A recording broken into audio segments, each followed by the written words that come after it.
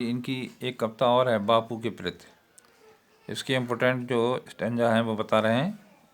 तुम मांसहीन, तुम रक्तहीन, हे अस्त्रशेष तुम अस्त्रहीन, तुम शुद्ध बुद्ध आत्मा केवल, हे चिर प्राण, हे चिर नवीन, तुम पूर्ण इकाई जीवन की, जिसमें असार भवशून्य लीन, आधार अमर होगी जिस पर भावी की संस्कृति समासीन। ये गांधी जी के लिए कहा है। तुम मांस तुम्ही हो रक्त अस्त्र निर्मित जिनसे यानी ऊपर का हम पहले ले लेते हैं। युग पुरुष महात्मा गांधी की स्तुति करते हुए कवि कह रहे हैं कि हे बापू, तुम शरीर से दुर्बल तथा मांस और रक्त से हीन हो और तुम्हारी शरीर हड्डियों का ढांचा मात्र है। उसे देखकर ऐसा प्रतीत होता है कि तुम्हारे शरीर में अस्थियां भी शेष नहीं है। तुम पवित्र ज्ञान से युक्त आत्मा वाले हो। तुम्हें प्राचीन और नवीन आदर्शों का समन्वय है, अर्थात तुम प्राचीन जीवन की पूर्णता है जिसमें विश्व की समस्त असारता लीन हो जाएगी। हे बापू, तुम्हारे ही जीवन के आदर्शों पर भविष्य की संस्कृति और सभ्यता उचित प्रकार से प्रतिष्ठित होगी। तुम मांस तुम्ही हो रक्त अस्त्र निर्मित जिनसे नवयुग का धन, तुम धन्य तुम्हारा निस्वाह त्याग है विश्व भोग कर बर साधन।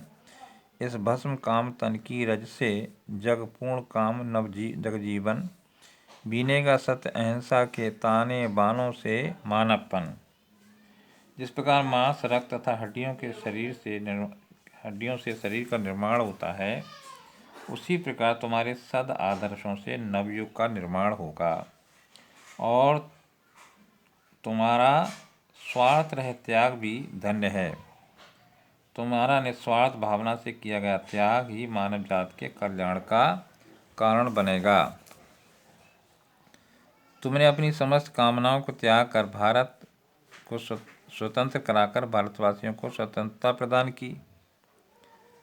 यह नवीन जगत अब अपनी इच्छाओं और भावनाओं को भस्म करके उसकी धूल से सत्य और अहिंसा के सिद्धांत को प्राप्त करेगा। जिस प्रकार ताने बानों के योग से सुंदर वस्त्र बनकर तैयार हो जाता है, उसी प्रकार आपके द्वारा निर्धारित सत्य और अहिंसा रूपी ताने बाने मानव जीवन सुखी और समृद्ध बन सकेगा। अब आते हैं सुख भोग खोजने। सुख भोग खोजने आते सब, आए तुम करने सत्य खोज। पंत जी कह रहे हैं कि हे बापू, प्राय समस्त प्राणी पृथ्वी पर जन्म लेकर सुख की कामना करते हैं, परंतु आपने इस पृथ्वी पर सत्य की खोज करने के लिए अवतार लिया। जग की मिट्टी के पुतले जन तुम आत्मा के मन के मनोज, जड़ता हिंसा स्पर्धा में भर, चेतना अहिंसा नम्र ओज।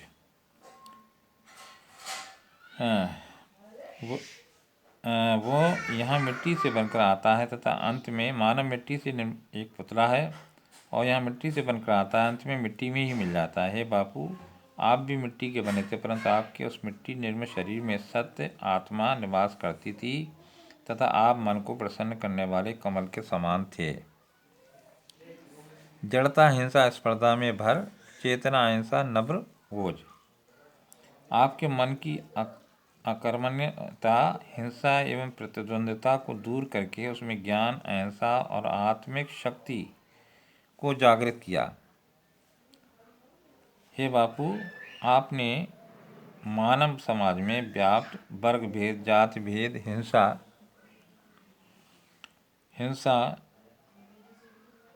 आदि की कीचड़ में उत्पन्न होकर स्वयं को सत्य अहिंसा और त्याग के गुणों से समन्वित करके मानवता रूपी स्वच्छ सरोवर में उत्पन्न सरोज के समान बना दिया।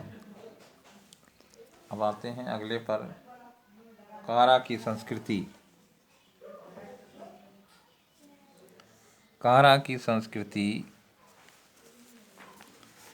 विगत भित्ति बहु धर्म जाति गति रूप नाम बंदी जगजीवन भू विभक्त, विज्ञान मूढ़ जन प्रकृति काम, आए तुम मुक्त पुरुष कहने मिथ्या जड़ बंधन सत्य राम, ना निरतम जयत सत्यम माँ भय जय ज्ञान ज्योति तुमको प्रणाम। यानी हमारी संस्कृति पिछले लंबे समय से बंधनी थी, अर्थात यहाँ सब कुछ विदेशियों की इच्छा अनुसार चलता था। हमें अपनी सभ्यता संस्कृति के अनुरूप कुछ भी करने की स्वतंत्रता न थी। हमारे बीच में धर्म, जाति, ऊंच नीच, गोरे काले आदि की अनेक दीवारें खड़ी थीं, जो कि हमारी प्रगति में, हमारी तरक्की में बाधा थीं। इस प्रकार संपूर्ण सामान्य जनजीवन ही कैद में था। संपूर्ण धरती क्षेत्रीयता और भाषावाद आदि के आधार पर बटी हुई थी। विज्ञान की प्रगति के कारण विवेकहीन मनुष्य प्रकृति को अपनी इच्छानुसार संचालित करने का प्रयत्न कर रहा था। ऐसी विषम परिस्थितियों में है महात्मा गांधी, आप हमारे मध्य जीवन मुक्त योगी के रूप में अवतरित हुए और मानवता को उपयुक्त विसंगति से मुक्त करने के लिए और हमें ये संदेश देने के लिए ही आप हमारे मध्य अवतरित हुए कि इस संसार के सारे रिश्ते नाते झूठे और बेकार हैं। इस संसार में कुछ बाकी रहने वाला है तो वो सत्य है, तो राम का नाम है। यहाँ असत्य की नहीं बल्कि सदैव सत्य की ही जय होती है, जय होती है। इसलिए डरो मत, ऐसी ज्ञान की ज्योत जगाने वाले हैं ज्योति पुरुष, हम आपको प्रणाम करते हैं।